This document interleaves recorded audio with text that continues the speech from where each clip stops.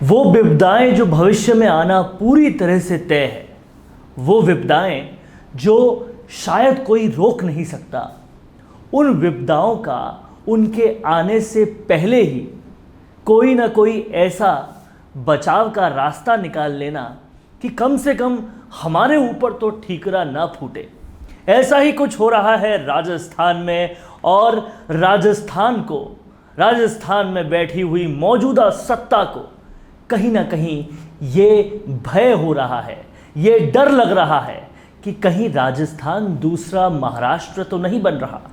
और उस डर से जो आने वाले रेपरकशंस हो सकते हैं, उससे अपने बचाव करने के लिए कुछ न कुछ अनर्गल बयानबाजियों के दौर लगातार चल रहे हैं। आज उन्हें ही पूरी गहनता से हम एनालाइज करेंगे, उसका विश्लेषण करेंगे और ये समझने की कोशिश करेंगे कि कहीं राजस्थान तो नहीं बनने जा रहा दूसरा महाराष्ट्र, और इसलिए ही तो कहीं सचिन पायलट पर जबरदस्ती की छीटाकशी नहीं की जा रही। इन सारी बातों को सोचने की ज़रूरत है, समझने की ज़रूरत है, और तभी कहीं शायद हमें मालूम चल पाएगा कि राजस्थान में ये सब कुछ हो क्यों रहा है। अब आप इन सारे घटनाक्रमों को समझिए। एकदम से ऐसी बयानबाजियां क्यों सामने आई? एकदम से क्यों कहने लगे कि पायलट और बीजेपी की मिलीभगत है? एकदम से ये सारी चीजें तभी क्यों आई? टाइमिंग को समझने की जरूरत है जब महाराष्ट्र में ये क्राइसिस चल रहा है। कहीं ना कहीं ये डर है कि जो महाराष्ट्र में हो रहा है उससे कार्यकर्ताओं को एक रास्ता न मिल जाए अपनी अंदर की जो पीड़ा है उसको दिखाने का। और ये जो पीड़ा है उसके लिए अब पहले से ही छीटाकशी का दौर चालू हो गया है, ताकि आगे आने वाले समय में अगर कुछ भी हो तो उसका ठीकरा किसी के सर तो फोड़ा जा सके। इन सारी बातों को पूरी गहनता से समझिएगा। आप सभी देख रहे हैं राजस्थान संवाद, और अगर आपको इसी तरह के दिलचस्प विश्लेषण जो कि पूरी तरह से फैक्ट्स पे आधारित हैं वो चाहिए तो हमारे चैनल को सब्सक्राइब कीजिए, ताकि आप सबको इन विश्लेषणों का नोटिफिकेशन सबसे पहले सबसे ज़बरदस्त तरीके से मिल पाए।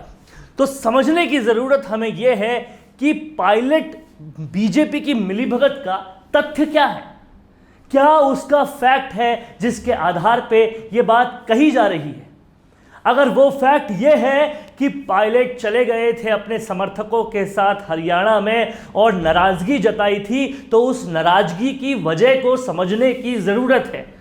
उसकी वजह यह थी कि अधिकारी काम नहीं करने दे रहे। वो वादे जो करके आए थे जनता के साथ 20 सीटों से 100 सीटों तक कांग्रेस को लाते वक्त वो पायलट थे। उन वादों पर जब काम नहीं हो रहा, जनता जब उनसे सवाल कर रही है वो काम क्यों नहीं हो रहा, क्योंकि अधिकारी करने नहीं दे रहे, कुछ लोगों को टारगेट करके उनके काम नहीं होने दिए जा रहे, तो उसके खिलाफ उन्होंने आवाज उठाई थी, ना कि वो कांग्रेस से किसी किस्म की कोई दगाबाजी कर रहे थे। ये बात मालूम सबको है, लेकिन बार बार उस मुद्दे को उस तरीके से उठाया जा रहा है कि कहीं ना कहीं आरोपी पक्ष में सचिन पायलट और ज़्यादा बड़े बनते जाए।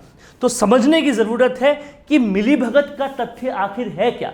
क्या ये तथ्य है जब सचिन पायलट के तमाम सारे दोस्त जो कि बचपन से उनके दोस्त हैं, चाहे वो ज्योतिरादित्य सिंधिया हो, चाहे वो आरपीएन सिंह हो, वो सब जब बीजेपी में चले गए तब भी जबरदस्त पॉपुलैरिटी होने के बावजूद सचिन पायलट हमेशा कांग्रेस के साथ रहे, उनके पक्ष में अपने बयान दिए, और न सिर्फ पक्ष में बयान दिए बल्कि कांग्रेस के जब भी चुनाव हो रहे थे पुरजोर तरीके से पूरे देश भर में कैंपेनिंग की, अपनी लोकप्रियता का फायदा पूरी तरह से कांग्रेस को दिया। और यह है उनके वफादारी के सबूत। कई सारे वफादारी के सबूत आपको मिल जाएंगे।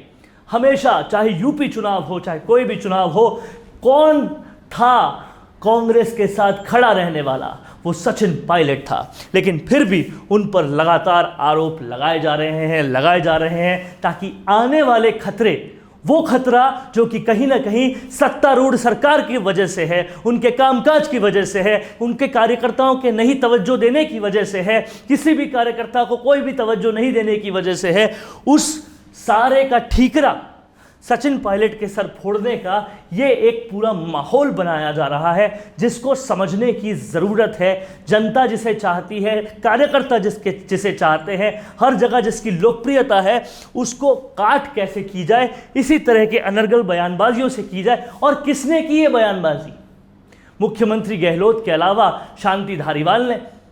अब इससे आप समझ सकते हैं कि कौन कर रहा है ये बयानबाजी।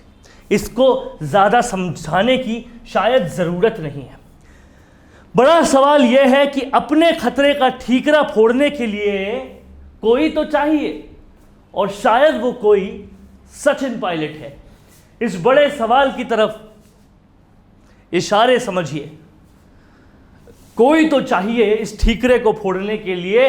अगर महाराष्ट्र में जो हो रहा है वो राजस्थान में हो जाए, क्योंकि जनता भरी बैठी है, कार्यकर्ता भरा बैठा है जो कुछ हो रहा है उससे, और अब अगर वो होता है तो उसका ठीकरा किसके सर फोड़ा जाए, इसीलिए इस तरह की अनर्गल बयानबाजियां हो रही है। और असल सच ये है कि सचिन पायलट की लोकप्रियता का अब भी कोई जवाब नहीं है, और ऐसी ज़बरदस्त लोकप्रियता का काट केवल इस तरह की बयानबाजियों से किया जा सकता है, और शायद वही हो रहा है।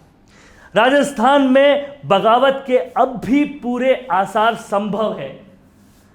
आप किसी न किसी तरीके से राज्यसभा चुनाव तो जीत जाते हैं, लेकिन क्या सारे के सारे विधायक, सारे के सारे कार्यकर्ता संतुष्ट हैं? इस बात को समझना पड़ेगा। और पब्लिक और कार्यकर्ता ये सब जानते हैं कि कांग्रेस सिर्फ एक ही सूरत में रिपीट हो सकती है, और वो सूरत है सचिन पायलट। लेकिन अगर उस सूरत को इतना बदनाम कर दिया जाए कि वो आगे आने वाले वक्त में भी सत्ता में ना आ पाए, और अगर आने वाले वक्त में कुछ गड़बड़ होता है तो उसका ठीकरा भी उनके सर फोड़ दिया जाए, यही कहीं ना कहीं हो रहा है महाराष्ट्र के पूरे डर से कि भाई वो चीज़ वापस राजस्थान में ना हो जाए। इस बात को समझने की बहुत ज़्यादा ज़रूरत है। कैसा लगा आपको ये विश्लेषण? हमें कमेंट करके बताएं, और अगर ये विश्लेषण अच्छा लगा है तो ज़्यादा से ज़्यादा इसे शेयर करें, ताकि आप सभी लोग सियासत के पर्दे के पीछे जो बारीकियां हैं उनको भी समझ पाएं। आप सभी देख रहे हैं राजस्थान संवाद, और इसी तरीके से राजस्थान संवाद को अपना प्यार देते रहिएगा। नमस्कार।